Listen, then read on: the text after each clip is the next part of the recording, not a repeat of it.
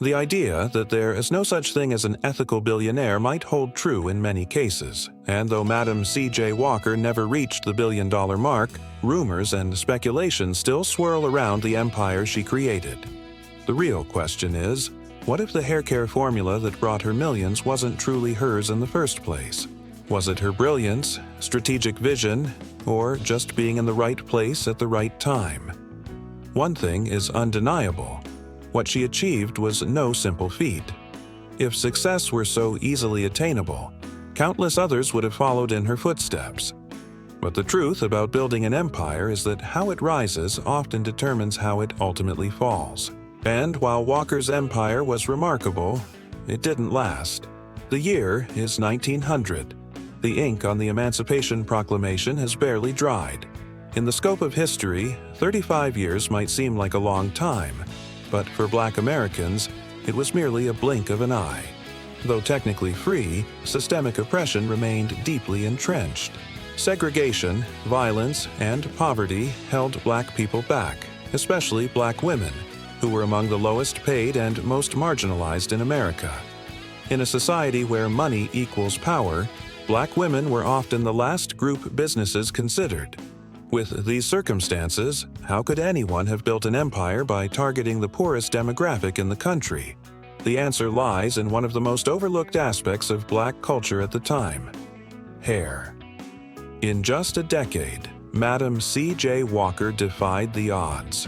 She not only became a millionaire, but built an entire movement. She gave women a rare opportunity for financial independence, something that was almost unheard of for Black women in that era. However, her story is not a fairy tale. It's a story of extraordinary success intertwined with loss, a fortune that evaporated in a single generation. Let's delve into the tale of Madam C.J. Walker, America's first self-made female millionaire. Before the fame, before the empire, before the name Madam C.J. Walker, she was Sarah Breedlove, born in 1867, just 2 years after the Civil War. Sarah entered a world where freedom was still an abstract concept. Her parents, Owen and Manira Breedlove, were once enslaved but now worked as sharecroppers in the Delta region of Louisiana. Despite being technically free, they were still bound by poverty, working the same land they had been forced to labor on during slavery. For Sarah, survival wasn't guaranteed. By the age of 7, she was orphaned.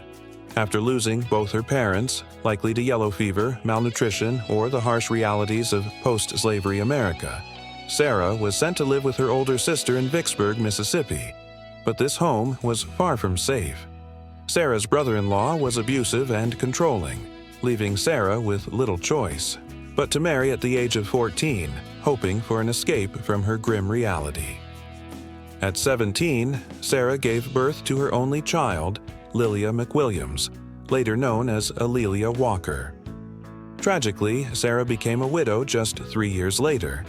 By the age of 20, Sarah was a single Black woman in the late 1800s, without money, education, or inheritance. Society had already determined her fate, a life of labor and struggle. But Sarah refused to accept this fate. With her daughter in tow, she left Mississippi and moved to St. Louis, Missouri, where her brothers worked as barbers. She was determined to find work, any work. The most likely options were in laundry, scrubbing, washing, and folding clothes. This is how Sarah became a washerwoman, one of the lowest paying, most physically demanding jobs available. She worked long hours, scrubbing clothes for white families until her hands cracked and bled, earning just $1.50 per day. Though her situation was grim, it was likely these very circumstances that led Sarah to develop the mindset that would later shape her success. It was at church that she met other educated Black men and women who had achieved success and financial stability. This exposure sparked a thought in Sarah's mind. If they could succeed, why couldn't she?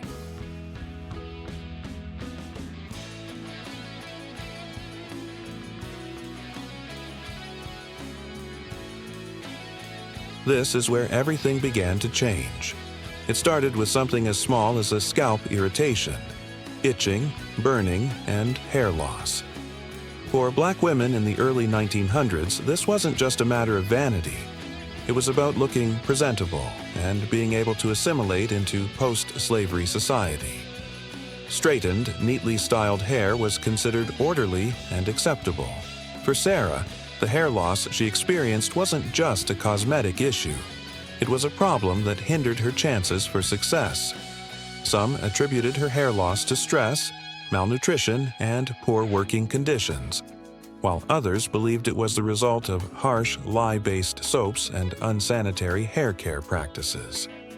Whatever the cause, Sarah knew she needed to find a solution. This is when she met Annie Turnbow Malone, a pioneer in the black hair care industry. Malone had already made a name for herself, developing a hair growth treatment that worked for black women, something no one else had done.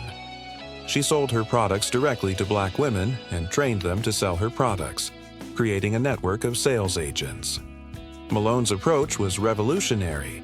Sarah, originally one of Malone's customers, became an agent for Malone's products, selling them across St. Louis. But after a while, something unusual happened. Sarah left Malone's company and moved to Denver, Colorado. It was there that Sarah began to develop her own hair care brand. The question many ask is how Sarah, with no formal business or product formulation experience, was able to create a successful hair growth solution. Some believe Sarah simply copied Malone's formula, taking what she learned as an agent and rebranding it. Others argue that Sarah modified Malone's product through trial and error, creating her own version. Some reports suggest that while in Denver, Sarah worked as a cook for a pharmacist, learning chemistry and developing an ointment that healed scalp ailments. Whatever the truth, Sarah didn't just sell hair care products, she rebranded herself. She adopted the name Madam C.J. Walker, taking her new husband's surname and crafting a business identity that exuded power and respect. By 1906, Madam C.J. Walker had her own product, Madam Walker's Wonderful Hair Grower. The name was bold, confident, and unapologetically branded. Her strategy was straightforward and personal. She didn't wait for customers to come to her, she went to them. She traveled door to door, town to town, and church to church, treating women's scalps in real time to prove that her formula worked. And black women began to buy in. Walker wasn't just selling a product, she was selling transformation. She used her own life story as a symbol of hope and dignity, showing that financial independence was possible for black women. Success came with its share of opposition, though. As Walker's reputation grew, so did rumors about her authenticity. Annie Malone, now her competitor, accused Walker of fraud and even took out ads in newspapers warning people not to buy her products. But none of this stopped Madam C.J. Walker. Her vision was clear, and by 1910, she had outgrown Denver. She needed a base of operations where she could manufacture products and train women. She moved her business to Indianapolis, Indiana, where she created the Walker System, a structured method for selling and marketing her products. She hired and trained thousands of black women as Walker agents, providing them with the opportunity to earn money, gain independence, and build careers. Her empire was not just surviving, it was thriving. By 1919, Madam C.J. Walker had become one of the most successful black-owned businesses in America. With factories, beauty schools, and a nationwide network of sales agents, her net worth was nearly $1 million, equivalent to around $16 million today. Walker's success wasn't just about wealth, it was about opportunity. She became a philanthropist, donating to civil rights causes and supporting black colleges and anti-lynching campaigns. But as her empire grew, so did the toll on her health. Constant travel, speeches, and overwork led to health problems. In May of 1919, Madam C.J. Walker passed away from kidney failure at the age of 51, leaving behind a legacy that would forever impact Black America. Her daughter, Alelia Walker, inherited her mother's empire, but she wasn't a businesswoman. The empire that Sarah had built began to unravel. In the following years, new products were introduced under the Walker name, including items that perpetuated colorism and European beauty standards. By 1981, the Walker brand had been shut down. The empire Sarah had created no longer existed, but her legacy remained. Madam C.J. Walker E.S. story isn't just about wealth. It is about the blueprint she created for Black economic success. Her impact, even though her fortune faded, will be remembered forever. Her story is not just history. It is a seed planted in the hearts and minds of every Black person who dares to dream beyond their circumstances, knowing that with determination, resilience, and vision, anything is possible.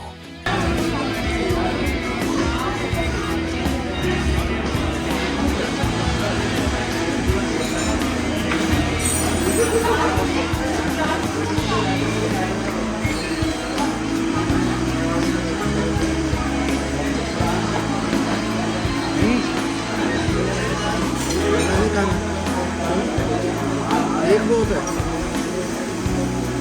भूख तो बहुत थी तुझे ये पता जो इतनी खाते हैं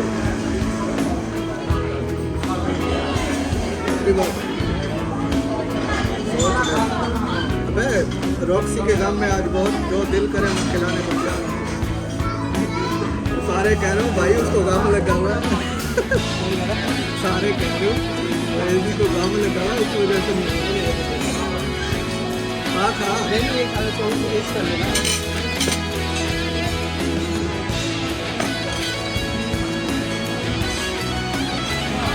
और सारे कह रहे हैं वो सही कह रहे हैं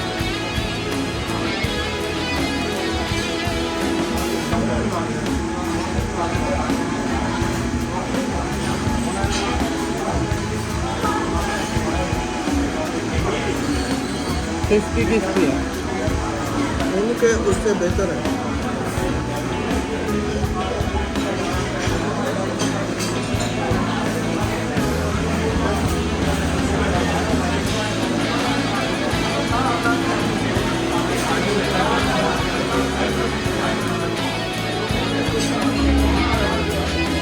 हम सब सिटी पे आए थे